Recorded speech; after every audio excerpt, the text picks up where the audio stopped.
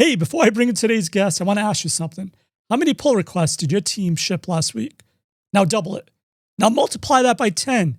That is the reality a lot of engineering teams are telling me they're waking up to right now, and QA is being asked to keep pace with the code velocity that was unimaginable even 2 years ago. Today's guest has been working on this exact problem since before it was a problem.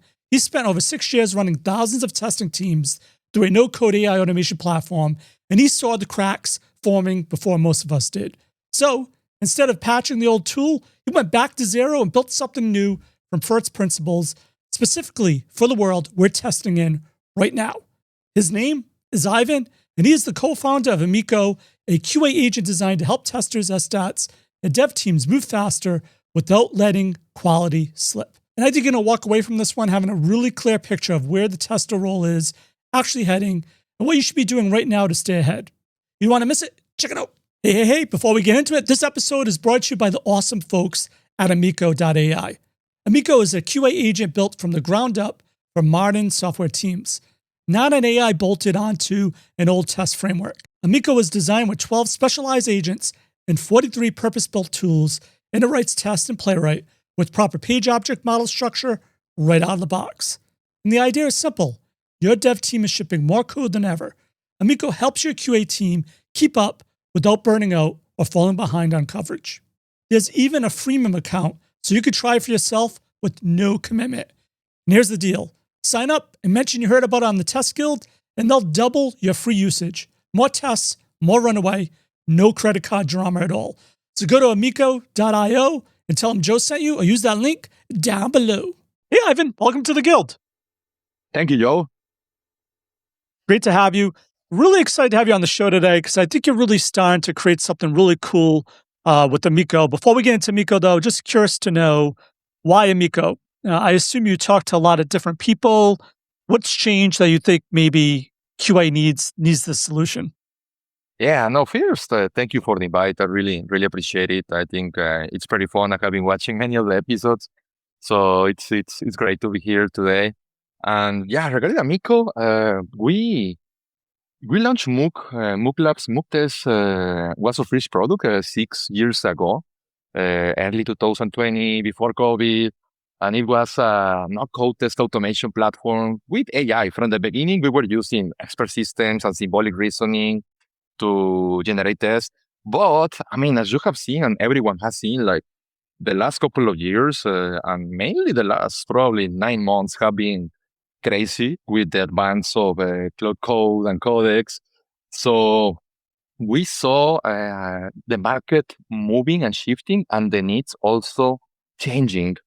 So what we did is we decided to launch Amikoo, which by the way means friend in Mayan. So we decided to launch it like an QA agent, specifically trained as a tester for testing, to help testers, to help a developer to test, to help a tester to test faster. So practically it's like their counterpart. We saw the progress of AI and how companies were generating 10x more code with Cloud Code and Codex. We saw there was a need for faster testing, and we saw how the technology now enabled that.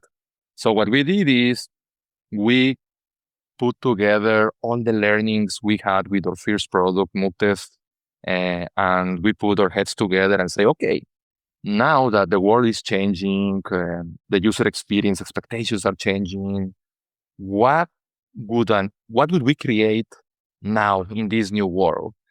And reusing learnings and things that are still working in our first product. So practically we started with a beginner's mind, and with all the learning, we said, okay, what a new QA helper powered by AI would need to do in this year, 2026. Actually, we started 2025, December the 1st, the talk process, and went ahead and building it. So practically the quick market shifts and the quick acceleration of technology pushed us to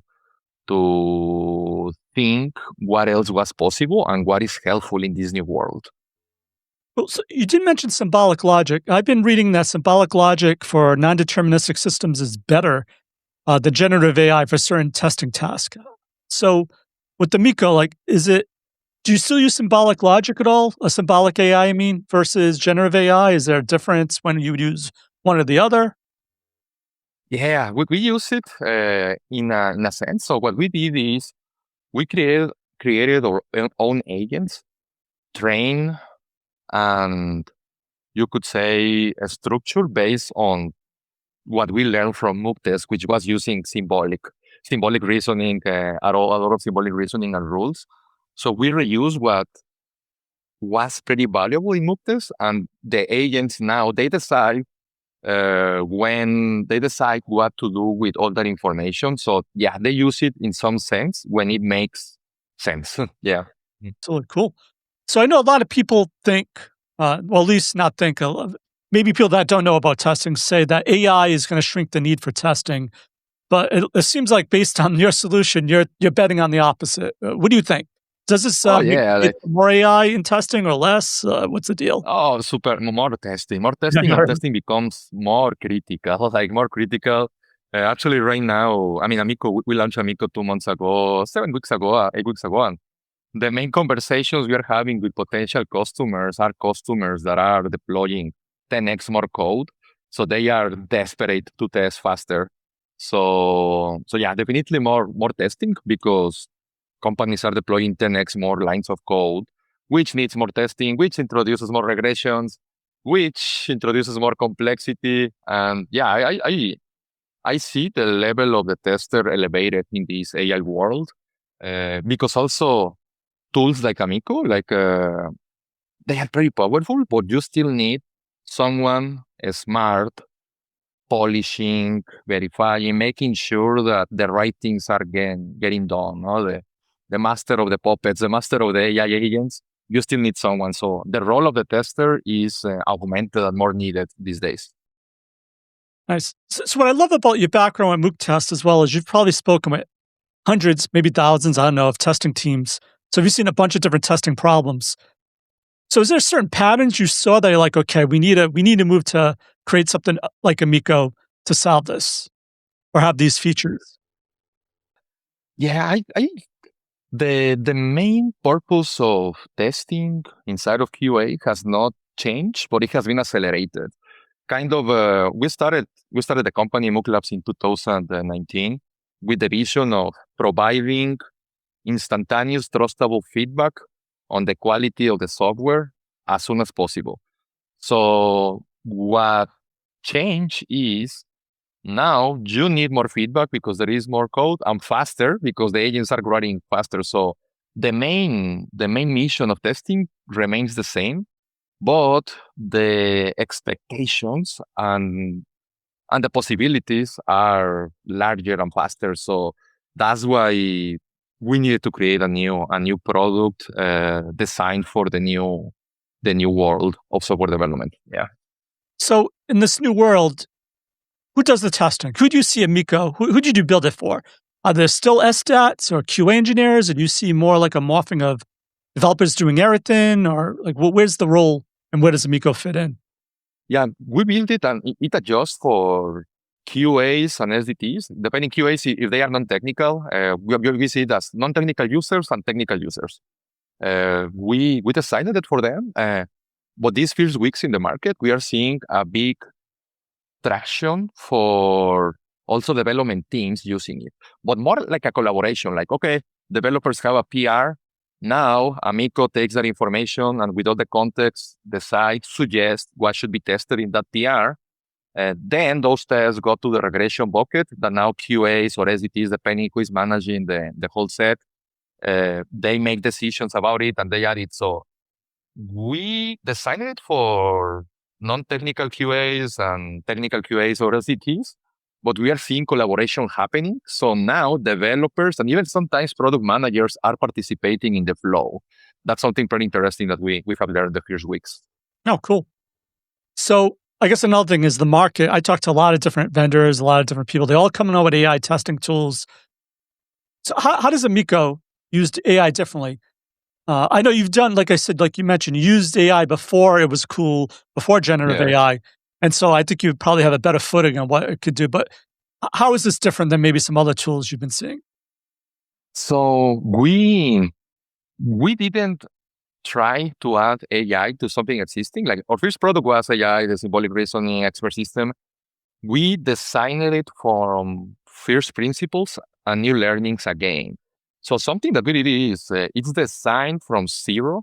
And what we did, because we already had years of experience and knowledge and data on how a test automation product is used, we use those principles to design it. So at the end, we design a harness of agents and tools. We have 12 agents and 43 tools, specific tools that they manage the agents and LLMs as needed. So in the backend, I mean, we use different LLMs, just giving you some of the technical context, but we built a set of 12 agents and 43 tools right now, and we keep adding to make the purpose of the agent more precise. By that, I mean, we have one agent that just specializes on test design, like understanding the context, the criticality to suggest test cases. One agent that is an expert test automation engineer, an expert SDT, to help to design test cases in a scalable way with the right, we write them in Playwright, but with page object model, or you can select other types of frameworks or models to set it up. So at the end, what we did is we are leveraging the power of LLMs, but we added a harness of experience and insights to polish what can be done and make it more efficient, which also is very important. Like right now with tokens getting crazy, like we are seeing 10x more efficiency versus Claude using Opus, for example. Yeah. So you've actually seen that. You've seen companies that are using this saying, we've actually achieved X amount of efficiency over Claude or something, or you're using that directly. Yes. It's about 8 to 10x in the test that we have done, more efficiency in tokens. And that's achieved because we created a special purpose agents that manage Claude, Gemini, OpenAI, depending on the task. But they are special purpose agents that are pretty specific. So that makes the token utilization super efficient. So that's a big deal because I've been seeing in the news lately that companies have blown through their token usage. It's like a lot more than they thought. And this sounds like this could help solve that because, like you said, you have an agent on the context that's specific to that particular task. So therefore, the token usage would be less. Correct. And I mean, yeah, the token problem is huge. Like, I mean, it seems like the only viable solution that many are proposing. I mean, SpaceX wants to put the data centers in the space, right? So that's kind of that will take a while. So yeah, the token problem is going to be it's becoming larger and larger. And yeah, how we solve it is we decided to build a special purpose agents and a special purpose tools. For instance, like we built a lot of our own MCP servers that integrate with different tools, GitHub or others, because in general, the MCP servers that exist, they are not efficient. They bring all of the data. They bring a lot of things that are not needed. So we figured out how to make it more efficient by building our own MCP servers for what makes sense. But again, like we were able to make that decision because we have been in testing now for 6 years and test automation. So we know which things are important, and that has allowed us to be efficient. Yeah. All right. So how does this work? Is it all MCP? So if I'm in Cursor, I can go like Amikoo test case agent or executing agent. I don't know what the agents are. I'm making it up. How does that work? So actually, I mean, you're interested, I can show you. Like Yeah, right now, great. Let's see it. the MCP connection is coming later this month, so you can use it from VS Code, from GitHub, from Cloud. But right now, let me share my screen and show you quickly, actually. So right now, a user can go to qa.amikoo.ai and they can create their account. And the first thing they need to do is just add project context. So testing repository in whatever it is, as Selenium, Cypress, Playwright. We generate Playwright. We train it for Playwright, which is the most powerful right now. So, but we can take test repositories with anything our customers have. That's context. Then app repository, some customers, this make it super powerful, but we understand some customers don't feel so confident and give access to that repository. We have all the legal framework and paperwork necessary, but yeah, if a customer adds the app repository, it's super powerful. Actually, you can see how the Amikoo goes from entry mode to legend mode when you add more context. So as you add context that is meaningful, it starts growing and it gets to legend mode. So really quick, what I know a lot of people are worried about is it actually being trained on your tests in your repository, or is it just using it just to generate things? I don't know if that makes sense. It's not being trained, your LLM model behind the scenes, is it? It's just using, we already trained it with other data and other knowledge we had, other scenarios, but we just use it to make decisions. Yeah, we don't train it with the data. So yeah, you in 15 minutes, you create an account, you add all the context you want.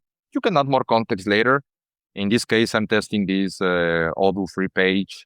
You can add context on PDFs, videos, any type of document. You can integrate with Jira, Azure, GitHub.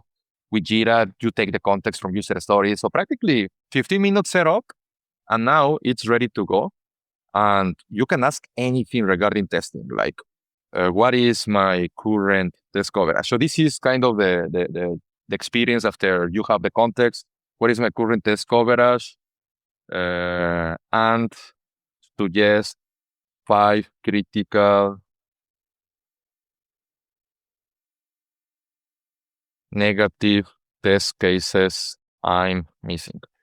So after this Amikoo is the QA helper that can help you to do anything. Like if you need to automate, for example, or test, automate email verification, you can ask, hey, Amikoo, I don't know how to do this. Help me. It will give you the instructions.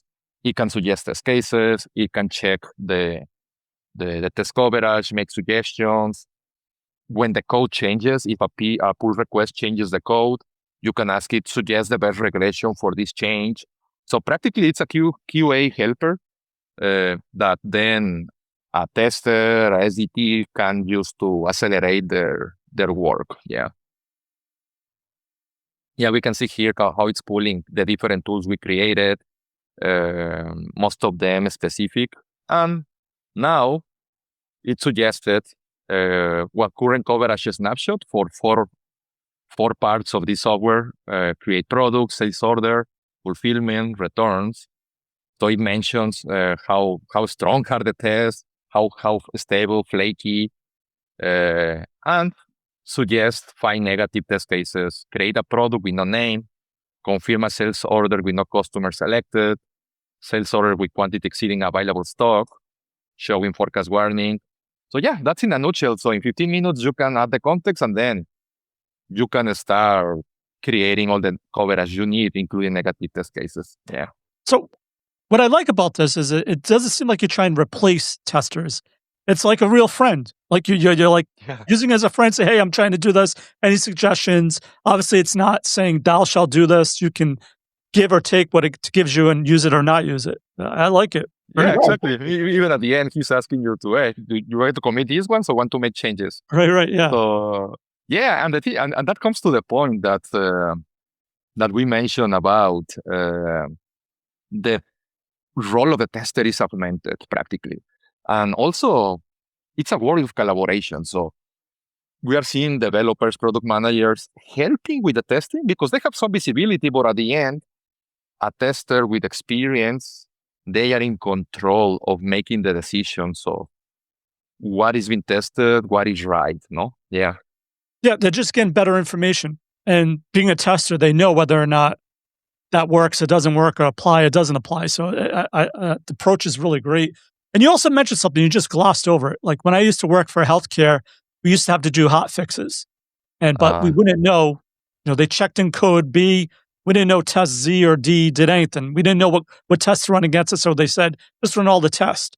And so it was really bad. It looked like this could help you know when someone checked in code here are the 4 or 5 high risk tests you can run to cover that change. Am I understanding that correctly?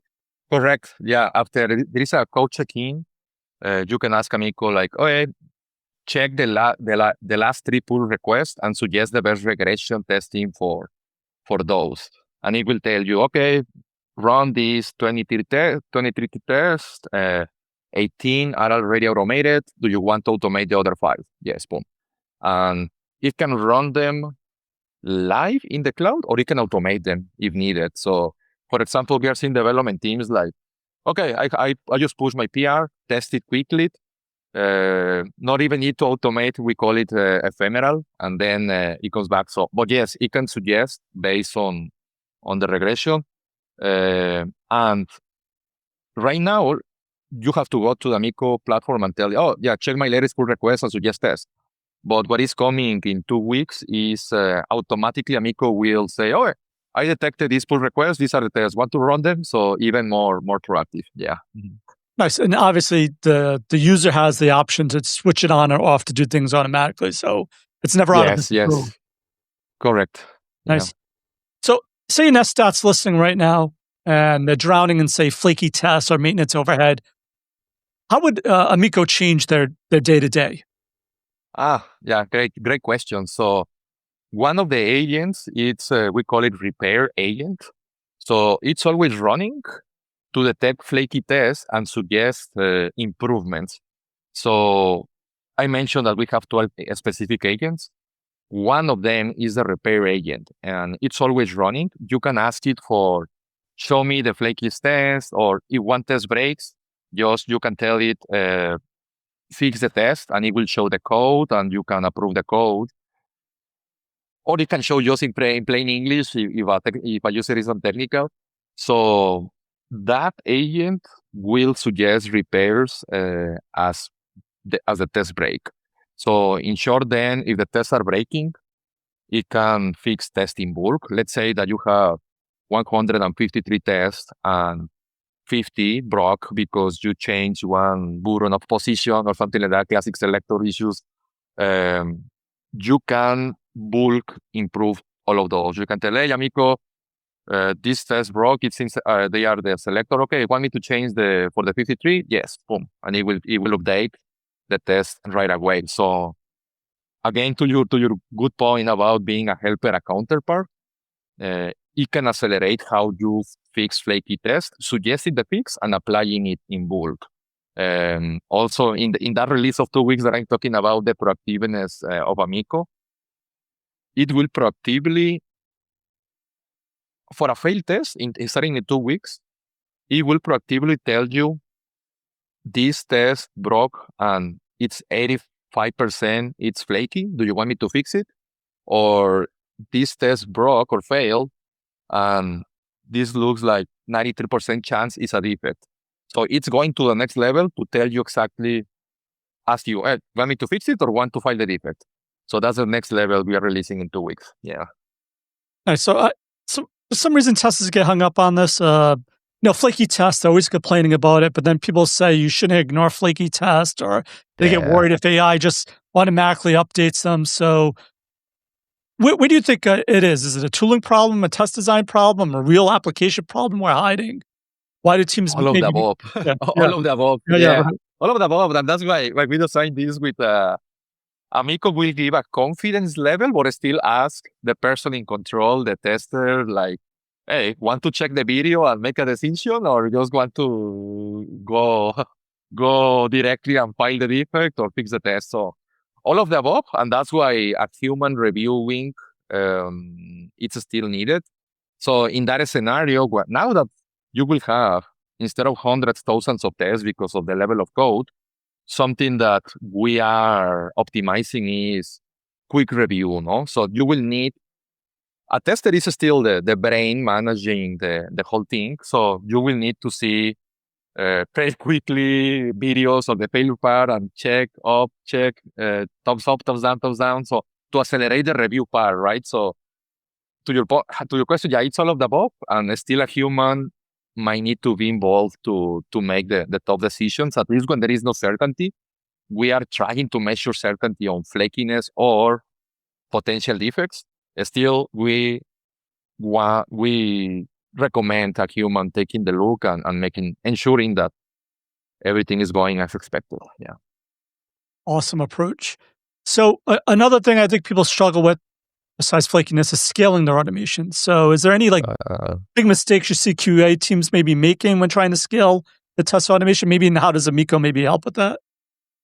Yes, right now, what we are seeing is LLMs are super powerful, no? Codex, Cloud Code, or Cursor. And we see many teams trying to automate testing and the checks with LLMs. And that works at low scale, usually. It's easy to get 10, 20 tests running.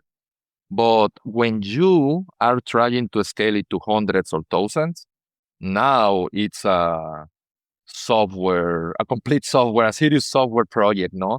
So we see many teams breaking in that transition from a few dozens of tests to hundreds of thousands, because they saw early results with a few scripts, but they never thought about the architectural design you need to scale. At the end, what happened with AI is coding is cheaper, coding is easier, but still you need the structure around coding and the thinking to ensure that your software will scale, no? And test automation at hundreds or thousands of tests, it's a formal software project. Yeah. Sure.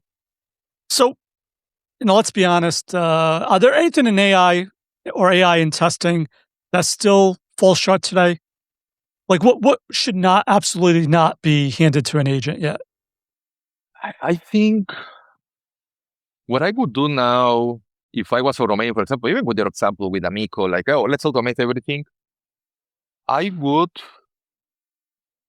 be thoughtful about which scenarios are critical for the user, and those ones always a human checking. Maybe you can let the agents test the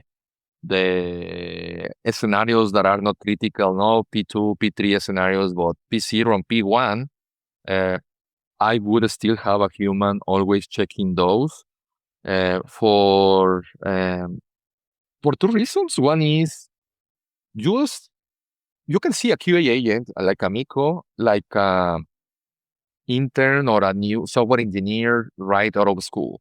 So you need to keep training it. So if it makes a mistake, one AI agent or LLM in one critical test, then you can train it and tell it, no, this was not a mistake. Next time it might get it right. But then the context of your software might change. You might add new features, you might change the functionality of some features, what is expected. So you need to retrain it, right? So if I had to make massive testing with agents, I would delegate to the agents the non-critical test cases. Still the critical subset, I would always have the human reviewing. So I wouldn't give that to the AI on its own. Nice.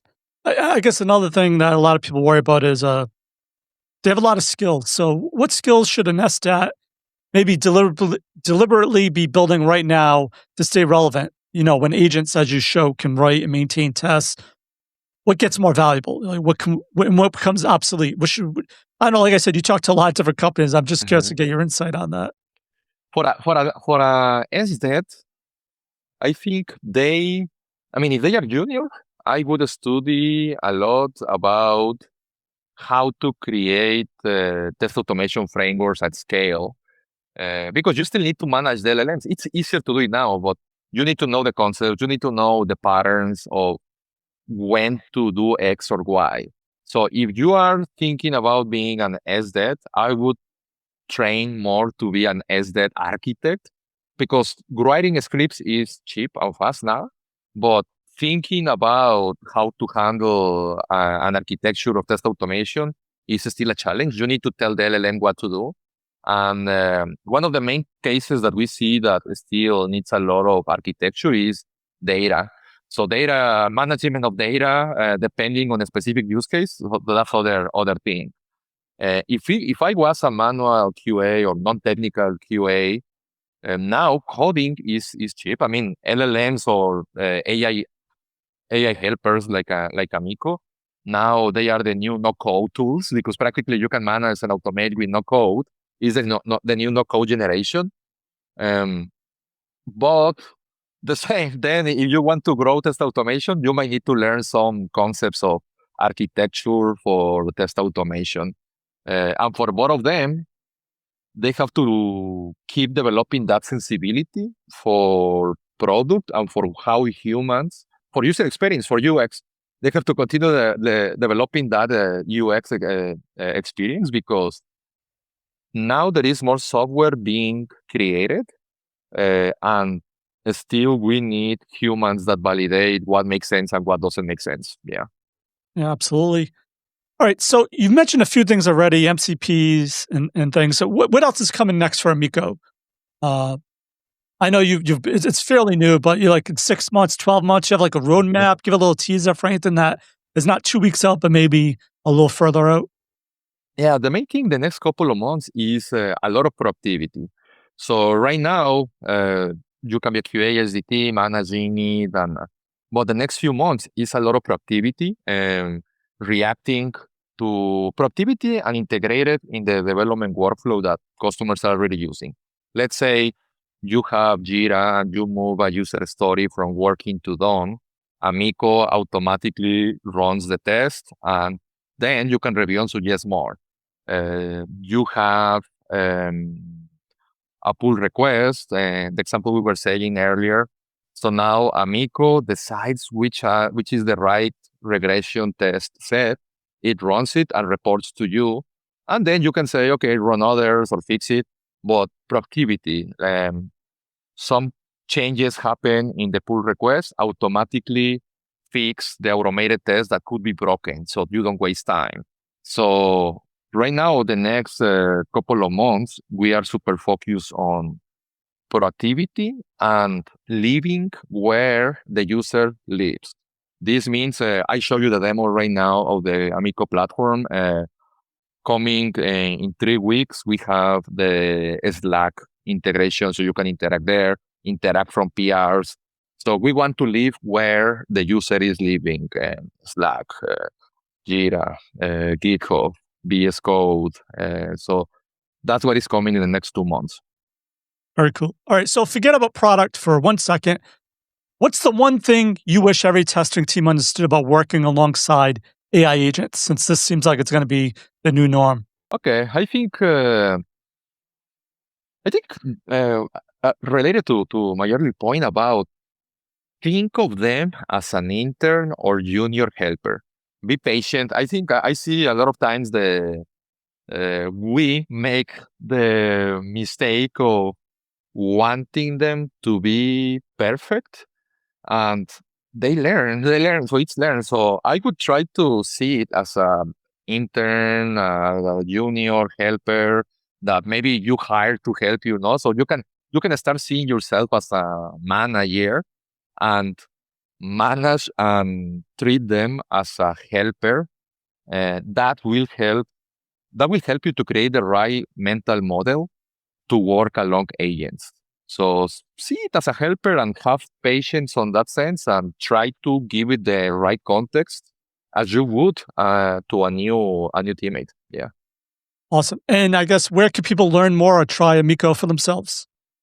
Yeah, so go to amikoo.ai. So it's Amikoo with two O's, .ai. We have a freemium account and paid. But yeah, for anyone that is interested after this podcast, when you sign up, mention that you heard the podcast, and we will increase your freemium to double, so you can create more tests and use it for longer. Yeah. Love it, love it. And as I always say, seeing is believing. Try the freemium account yourself. Tell them Joe sent you, and you can use it. Check them out using that link down below.